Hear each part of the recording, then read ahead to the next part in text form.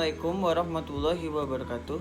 Saya RM Samudra Taufik Hidayat dengan nomor NIM 192060391 kelas SPS 3 akan menyampaikan materi tentang etika kerja bagian sumber daya manusia. Organisasi bagian SDM atau sumber daya manusia adalah suatu bagian atau unit yang biasanya menangani berbagai masalah pada ruang lingkup karyawan, pegawai, buruh, manajer, dan tenaga kerja lainnya untuk menunjang aktivitas organisasi atau perusahaan demi mencapai tujuan yang telah ditentukan. Organisasi bagian SDM atau dalam bahasa Inggrisnya Human Resource Department memiliki tugas, fungsi, dan tanggung jawab masing-masing. Di antaranya sebagai berikut. 1. Bertanggung jawab untuk melakukan rekrutmen dan seleksi calon karyawan baru. 2. Bertugas untuk mengembangkan dan memberikan pelatihan karyawan. 3. Menjaga hubungan antar karyawan. 4. Mengevaluasi tingkat kehadiran karyawan. 5. Memberikan kompensasi dan perlindungan setiap karyawan atau HRD juga memiliki struktur organisasi masing-masing. Di antaranya sebagai berikut. 1. HRD Manager memiliki tugas pokok bertanggung jawab di dalam pengelolaan dan pengembangan SDM dengan berpedoman pada kebijakan dan prosedur yang berlaku di perusahaan. Kedua, HRD Recruitment yang memiliki tugas pokok bertanggung jawab dalam membantu dan melaporkan kepada HRD Manager dalam bidang hiring dan firing tenaga kerja.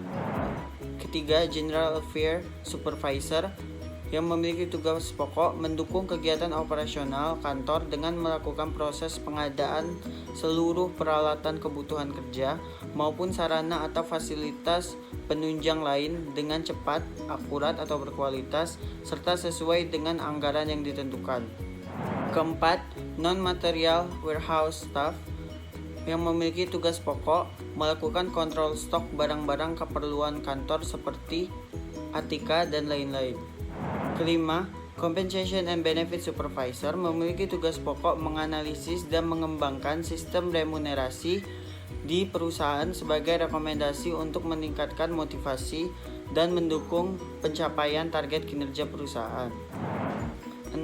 Payroll Staff yang memiliki tugas pokok melakukan proses pengambilan cuti tahunan dan mempersiapkan laporan-laporannya. 7. Welfare Staff memiliki tugas pokok mengajukan dana penggantian obat rawat jalan setiap 2 kali seminggu bagi karyawan yang telah menyampaikan resep pengobatan dari dokter. 8. Training and Development Supervisor yang memiliki tugas pokok melakukan proses training newcomer dan melakukan proses training motivasi kepada seluruh karyawan setiap 1 tahun. Ada beberapa hal yang tidak boleh dilakukan oleh karyawan bagian SDM atau HRD.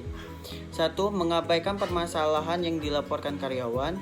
Kedua, hanya terpaku pada interview saat seleksi pemilihan karyawan. 3. Kenaikan gaji tanpa alasan yang jelas. 4. Manajemen training yang di bawah standar. 5. Tindakan disipliner secara tiba-tiba.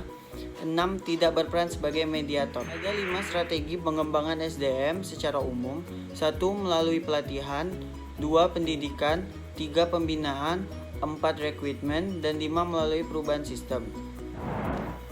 Ada 3 strategi pengembangan dalam SDM pada perusahaan. 1. Memberi kesempatan kepada karyawan untuk menyalurkan ide dan gagasan. 2. Memberikan penghargaan.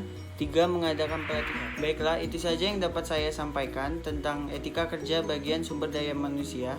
Saya RM Samudra Taufik Hidayat. Wassalamualaikum warahmatullahi wabarakatuh.